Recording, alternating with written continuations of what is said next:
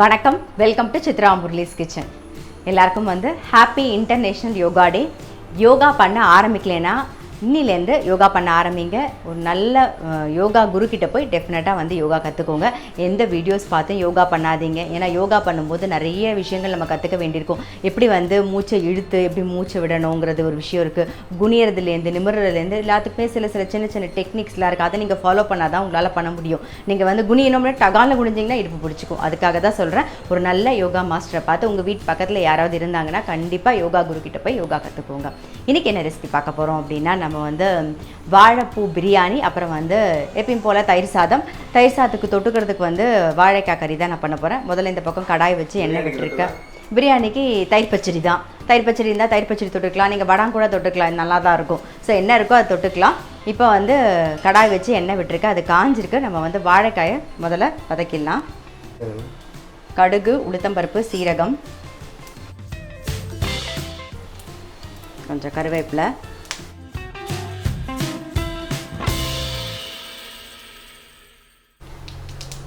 மஞ்சள் பொடி, கட் பண்ணி வச்சிருக்கிற வாழைக்காய்,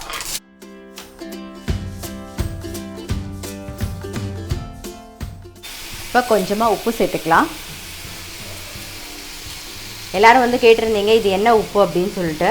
இது ராக் சால்ட்டு. நான் அந்த இந்து உப்பு, நம்ம இதெல்லாம் இருக்கு இல்லையா, பொடியெலாம் பண்ணுவோம் இல்லையா, அரைச்சூரண பொடி, அப்புறம் அது என்ன பொடிங்க, மறந்து அங்காய பொடி, இதெல்லாம் பண்ணுவோம் இல்லையா. ஸோ அதுக்கு நான் யூஸ் பண்ணுறது. ஸோ நிறைய இருந்தது, அதனால் அந்த பொடியை நான் அந்த உப்பே இப்போ சமையலுக்கும் யூஸ் பண்ணுறேன், வேறு எதுவும் இல்லை. சிம்மில் வச்சு மூடி வச்சுருவோம். அதுக்கப்புறம் இந்த பக்கம் எண்ணெய் விட்டுருக்கேன். இதில் நம்ம வாழைப்பூ பிரியாணி தான் பண்ண போகிறோம். ஸோ எண்ணெய் காஞ்சிருக்கு. தாளிக்கிறதுக்கு என்னென்னு சொல்லிடுறேன்.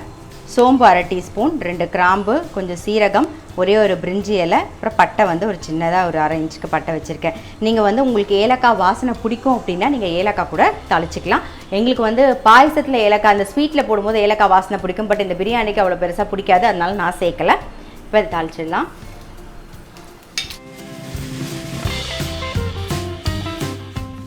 இஞ்சி பூண்டு விழுது நான் இஞ்சி ஒரு 4, இஞ்சி ஒரு 1/2 இன்ச்சும், பூண்டு ஒரு 4 நசுக்கி வச்சுருக்கேன். ஒரே ஒரு வெங்காயம், சின்னதாக ஒரு வெங்காயம், 2 பச்சை மிளகா,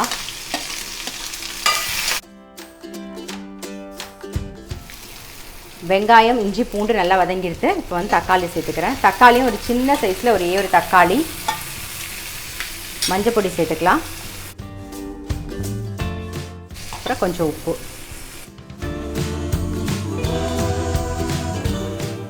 அரிசி இந்த தக்காளி வதங்கட்டும் நல்லா.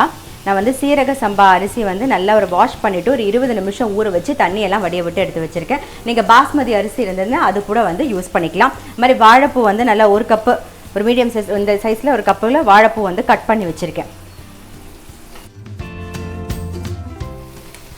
வாழைப்பூ சேர்த்துக்கலாம். வேக வைக்காதது, நம்ம இந்த எண்ணெயிலே நல்லா வாழைப்பூ வதங்கணும். ஸோ நல்லா வதங்கட்டும். பாருங்க, இந்த பக்கம் வாழைக்காய் நல்லா வெந்தெடுத்து இதை காரம் சேர்த்துக்கலாம். ரெட் சில்லி பவுடர், அப்புறம் பெருங்காய பொடி கொஞ்சம் போட்டுக்கலாம்.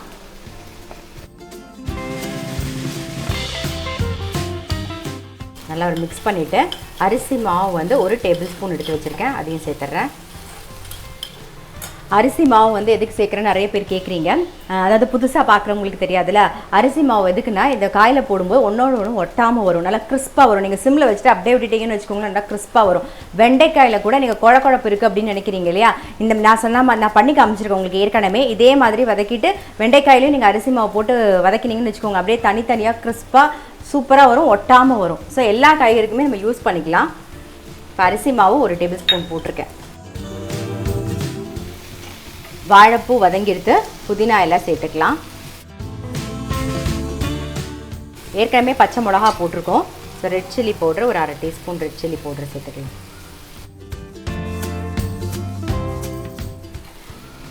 ஊற வச்ச சீரக சம்பா அரிசி சேர்த்துக்கலாம். நான் சீரக சம்பா அரிசி சேர்க்குறேன். நீங்கள் பாஸ்மதி அரிசி இருந்ததுன்னா அது கூட சேர்த்துக்கலாம். அப்படி 2 அரிசியுமே இல்லைன்னா நார்மல் நம்ம சாப்பாட்டு அரிசியில் கூட பண்ணலாம். ஆமாம், எதுவாக இருந்தாலும் பண்ணலாம். என்ன இருக்கோ அதை வச்சுட்டு பண்ணலாம். வாழைப்பூ பிரியாணின்னு வந்து நீங்கள் சொன்னால் தான் தெரியும். நீங்கள் பண்ணி முடிச்சுட்டு அதை கொடுத்து பாருங்கள், செம்ம டேஸ்ட்டாக இருக்கும். கண்டே பிடிக்க முடியாதுன்னு வச்சுக்கோங்களேன். ஆனால் அந்த வாழைப்பூட துவர்ப்புன்னு இருக்கும் இல்லையா, அது சுவையில் ஒரு சுவை அதில் இருக்கும். பட் டக்குன்னு கண்டுபிடிக்க முடியாது, நல்லா இருக்கும். ஆமாம். இப்போ நான் வந்து இந்த கப்பில் 1 கப்பு அரிசி எடுத்துட்டேன். அதில் வந்து 1.5 கப்பு தண்ணி விட்டுக்கிறேன்.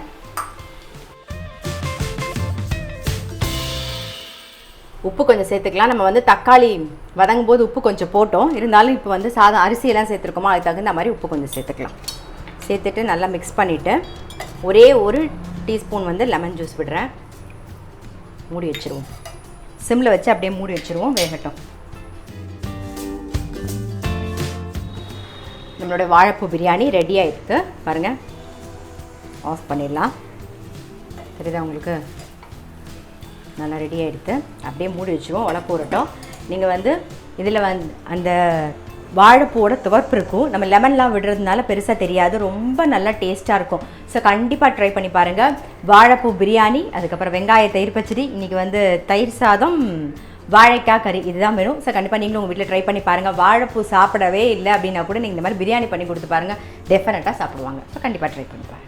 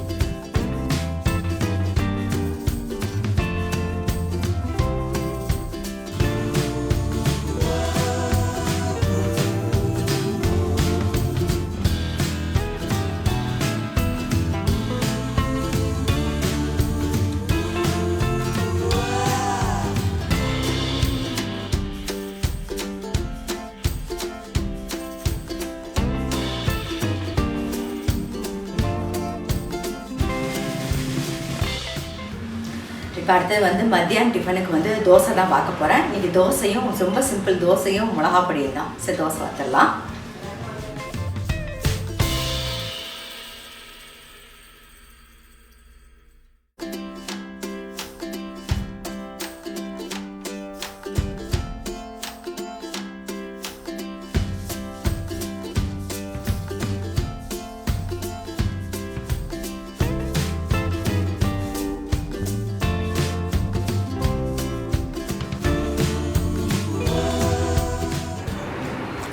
நிறைய பேர் வந்து கொத்தமல்லி எப்படி ஸ்டோர் பண்ணோம் அப்படின்னு கேட்டிருந்தீங்க. இந்த மாதிரி ஒரு கிச்சன் டிஷ்யூ கிடைக்கிது. இதை 2-3 வாட்டி நம்ம வந்து வாஷ் பண்ணி யூஸ் பண்ணிக்கலாம். பாருங்கள், இந்த மாதிரி பிளாஸ்டிக் டப்பா இல்லைன்னா சில்வர் டப்பா, எந்த டப்பா வேணாலும் எடுத்துக்கலாம்.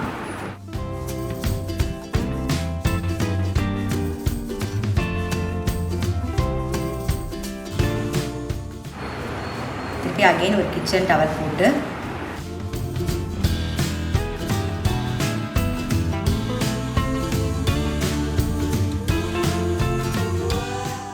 மாதிரி வச்சுட்டிங்கன்னா நல்லா ஒரு வாரம் ஆனாலும் வீணாக போகாது, நல்லா ஃப்ரெஷ்ஷாகவே இருக்கும்.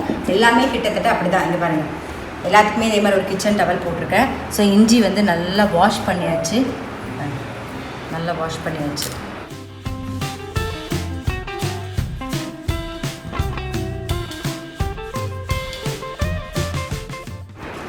அப்புறம் பச்சை மிளகா,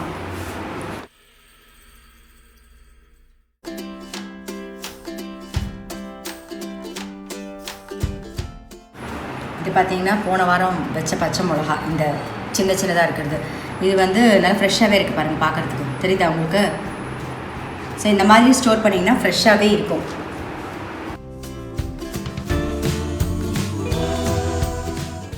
அடுத்தது கருவேப்பிலை.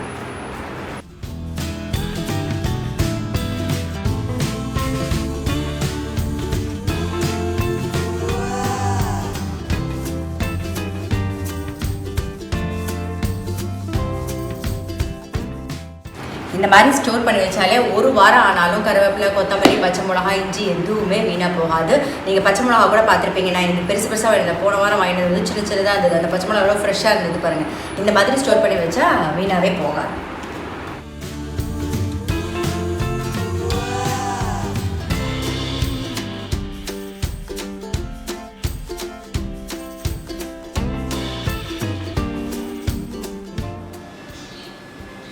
இன்றைக்கி வந்து சிம்பிளான ஒரு vlog பார்த்துருப்பீங்க. மறக்காமல் எல்லாருமே வந்து அந்த வாழைப்பூ பிரியாணி வந்து ட்ரை பண்ணி பாருங்கள். ரொம்ப நல்ல டேஸ்ட்டாக இருக்கும். கண்டிப்பாக ட்ரை பண்ணி பாருங்கள். திரும்பவும் எல்லாருக்குமே வந்து ஹாப்பி இன்டர்நேஷ்னல் யோகா டே. நான் வந்து உங்களை அடுத்த வீடியோவில் சந்திக்கிறேன்.